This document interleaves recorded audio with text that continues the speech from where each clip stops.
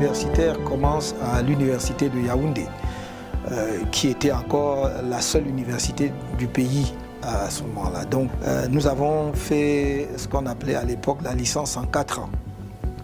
Et c'était d'ailleurs généralement licence droit et sciences économiques. Mais j'ai fait l'option droit public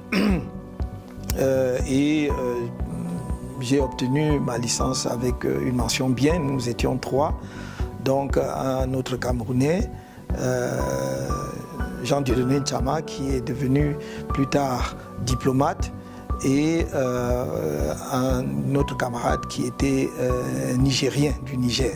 Après cela, je vais être admis à l'université française, plus particulièrement à la faculté de droit de l'université de Nice. Je vais être admis en ce qu'on appelait à l'époque DEA, de droit public fondamental, avec une mention bien. Je passe le DEA de droit international, avec une mention assez bien. Je passe le diplôme de l'Institut des hautes études internationales avec mention bien. Je passe le certificat d'études communautaires avec une mention assez bien. Tout cela la même année. Ensuite, je m'engage dans une thèse de doctorat d'État. Je mène mes recherches aussi bien à Nice qu'à Paris. Et lorsque je suis à Paris, je fais l'Institut international d'administration publique. Je suis admis là-bas. Je fais la section économie et finances.